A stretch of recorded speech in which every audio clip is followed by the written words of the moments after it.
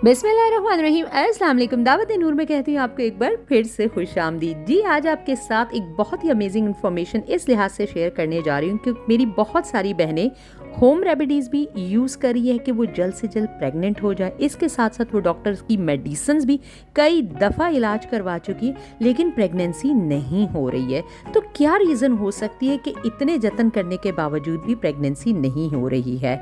आपने सुना होगा ट्यूब की ब्लॉकेज। आप सोच रहे होंगे कि ये ट्यूब की ब्लॉकेज है क्या, ये क्यों होती है? तो डिटेल में आपको समझाती हूँ। इसके साथ आपसे रिक्वेस्ट है, अगर आप मेरे चैनल पर नए हैं तो काइंडली चैनल को सब्सक्राइब कर लीजिए और वीडियो को दे दीजिए अभी से एक अमेजिंग सा लाइक, क्योंकि ये इन्फॉर्मेशन आपके लिए बहुत ज़बरदस्त होने जा रही है। इसके साथ आपसे रिक्वेस्ट है कि मेरे साथ लास्ट तक जुड़े रहिएगा। ट्यूब की ब्लॉकेज का एक बहुत ही अमेजिंग होम रेमेडी आपके साथ शेयर करूंगी, बस आपने लास्ट तक जुड़े रहना है। अच्छा, ट्यूब का बंद होना और सेकेंडरी सब इनफर्टिलिटी क्या है? वो लोग जिनके 1 या 2 बच्चे ज़ाया हो गए हो, कई साल गुजर गए, इसके बाद दोबारा बच्चा नहीं हुआ, इसकी सबसे बड़ी वजह सेकेंडरी सब इनफर्टिलिटी यानी ट्यूब ब्लॉकेज की वजह हो सकती है। यानी ट्यूब का बंद हो जाती है। और इसकी रीजंस क्या है? ट्यूब बंद होने की सबसे बड़ी रीज़न इन्फेक्शन का होना है। कभी कभार ऐसा होता है कि पेशेंट को बुखार हो जाते प्रेगनेंसी के दौरान, मिसकैरेजेस हो जाते हैं, एक कभी इम्कान है कि इन्फेक्शन इसी दौरान इन वजूहात की वजह से फैल जाता है और ये इन्फेक्शन विजाइना से होते हुए यानी निचली साइड से बढ़ते बढ़ते ऊपर की तरफ जाता है और ऊपर जाके ट्यूब्स को बंद कर देता है। दूसरा, इसमें एक बड़ी वजह ख़वातीन में टीबी का होना। इन्हें इंटेस्टाइन का टीबी हो जाता है, यूट्रस का टीबी हो जाना, इंटरनल सिस्टम में कहीं पर भी अगर टीबी हो जाए तो भी ट्यूब्स फीमेल्स की ब्लॉक हो जाती है अगर फीमेल्स में टीबी हो जाए।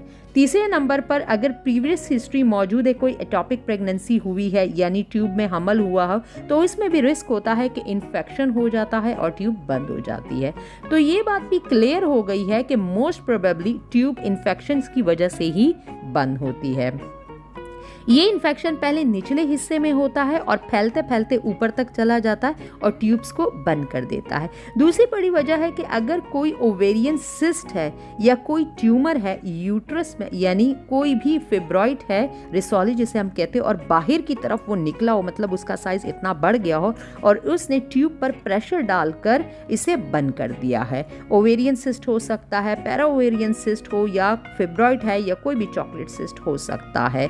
यानी इस तरह से कि कोई पानी की थैली है, खून या पानी मिली हुई थैली है जिसे मायोमा कहते हैं, बच्चेदानी की रसौली, वो बच्चेदानी के बाहर की तरफ आ जाती है साइज बढ़ते बढ़ते और वो ट्यूब्स का रास्ता बंद कर देती है। तीसरे नंबर पर वो मरीज है जिनकी प्रीवियस हिस्ट्री सर्जरी को, मतलब कोई ऑपरेशन हुआ, यानी कोई भी ऑपरेशन ऐसा हुआ हो जैसे कि एटॉपिक प्रेगनेंसी की वजह से हुआ, सर्जरी हुई हो, ओवेरियन सिस्ट यानी कि रिसोली हो गई हो की वजह से सर्जरी हुई है, इनका पेट के जरिए कोई भी ऑपरेशन हुआ हो तो अंदर एडनीन्स बन जाते हैं, यानी उनका जिस्म जुड़ जाता है और ट्यूब्स बंद होने के खदशात बढ़ जाते हैं।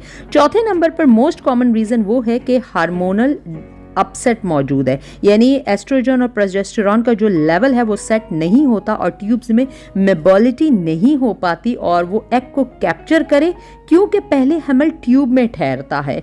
ट्यूब्स के आगे फिमरिया, यूं समझ लीजिए कि जैसे हमारी ये उंगलियां नहीं है, इस तरह से फिंगर लाइक प्रोजेक्शंस होते हैं जो कि जैसे ही इनको एग रिसीव होता है ये इससे पकड़ते हैं और ट्यूब्स के अंदर इसको पकड़कर अंदर लेकर जाते हैं और ये ट्यूब अंदर ले जाते हैं। तो इनमें मोबिलिटी अगर नहीं होंगे, ये हार्ड होंगे, ये तमाम जितना इसको पकड़ना और इसको अंदर की तरफ खींच कर लेकर जाना, ये हार्मोनल रिलेटेड मूवमेंट होती है। तो अगर हार्मोनल अपसेट है तो भी ये प्रोसेस कंप्लीट नहीं हो सकता। खैर, जो भी वजह हो, ये जानना बहुत ज़रूरी है कि ट्यूब ब्लॉक है कि नहीं है। बहुत सी खवातीन टेस्ट करवाने से डरती है। इसका जो मेन टेस्ट है वो एक्सरे के ज़रिए से होता है, जिसे हम SSD यानी ट्यूबर पोटेंसी टेस्ट कहते हैं। अगर इस टेस्ट में ट्यूब ब्लॉकेज आ जाए तो हम इसे लेप्रोस्कोपी के ज़रिए फिर कंफर्म करते हैं। इसमें नाव के ज़रिए सुराख करके मशीन को अंदर डालकर जांचा जाता है और अंदर दवाई डालकर ये देखा जाता है कि लिक्विड डाई वो जा रहा है कि नहीं। अगर ये ट्यूब ब्लॉक है तो क्या इनका इलाज मुमकिन है? खुदा ना खास्ता अगर किसी के साथ भी ऐसा प्रॉब्लम है तो अच्छा, ब्लॉक ट्यूब खुल सकती है। डिपेंड करता है कि ट्यूबर ब्लॉकेज किस लेवल का है।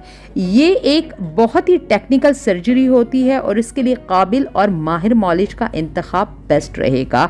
माइक्रो सर्जिकल टेक्निक के ज़रिए इन ट्यूब को खोला जाता है। इसके बावजूद ये सब करने के भी प्रेगनेंसी के चांसेस बहुत कम रह जाते हैं। अगर तो ट्यूब में इन्फेक्शन इतना है कि इनमें पीप भर गई है और वो फूल गई है तो इनको निकाल देना बेहतर होता है और टेस्ट ट्यूब बेबी की तरफ जाना ही बेस्ट रहेगा।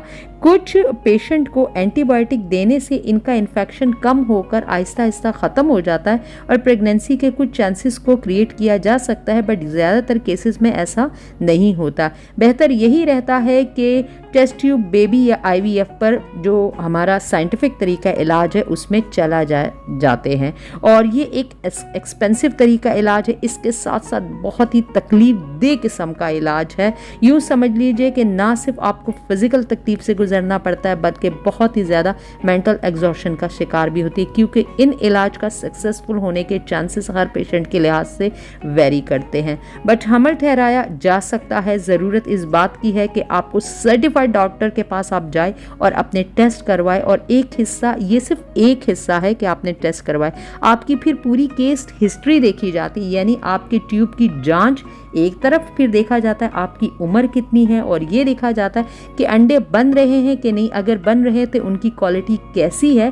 पूरे वर्कअप के बाद प्रेगनेंसी का इलाज किया जाता है। अच्छा, ये तो तमाम तर डिटेल मैंने आपको साइंटिफिक के लिहाज से दे दी है। इसके साथ अब मैं आपको बताऊंगी कि अगर आपकी ट्यूब किसी भी इन्फेक्शन की वजह से ब्लॉक है तो उनको खोलने के लिए मेरे चैनल पर एक बहुत ही अमेजिंग रेमेडी मौजूद है और आप वो जाकर चैनल पर विजिट कर सकते हैं। मैं एंड स्क्रीन पर भी उसका लिंक दे दूंगी, आपने जस्ट प्रेस करना है, आप डायरेक्टली वीडियो पर पहुंच जाएंगे। अगर तो आपकी ट्यूब इन्फेक्शन की वजह से बंद है तो वो इस रेमेडी के ज़रिए इंशाल्लाह अगर अल्लाह ने चाहा तो ज़रूर खुल जाएंगे। लेकिन अगर वो नेचुरल कुदरती तौर पर बंद है तो फिर कुछ भी नहीं किया जा सकता है। होप आपने बस अपनी नहीं हारनी, अल्लाह ताला से हमेशा अच्छे की उम्मीद रखनी है कि वो ज़रूर आपके लिए बेस्ट करेगा। तो होप करूँगी कि ये इन्फॉर्मेशन आपके लिए बेस्ट रहेगी। आप अपने फ्रेंड्स एंड फैमिली सर्कल में इसे ज़रूर शेयर करेंगे ताकि अगर किसी को भी इस इन्फॉर्मेशन की ज़रूरत है, सदका जारिया की नीयत से ज़रूर ये नेकी कीजिएगा। इसके साथ आपसे रिक्वेस्ट है कि मेरे चैनल का विजिट कीजिए। आपको जो भी हार्मोनल डिसबैलेंस है, चाहे PCOS है, PCOD है, आपका मर्दाना कमजोरी है, फीमेल्स को लेकर हमल ठहराने के लिहाज से बहुत ही अमेजिंग आसान घरेलू इलाज अद्वियात के साथ बहुत सारे आप कमेंट सेक्शन में देख सकते हैं कि लोगों ने उनको यूज़ किया है और अल्लाह ताला ने उनके ऊपर अपना फजल फरमाया है। तो होप करूंगी कि आप ज़रूर विजिट करेंगे। इजाज़त चाहूँगी, फिर किसी बहुत ही ज़बरदस्त अमेजिंग इंफॉर्मेशन प्लस रेमेडी के साथ आपकी खिदमत में हाजिर होंगी। तब तक दीजिए मुझे इजाज़त। अल्लाह हाफिज़।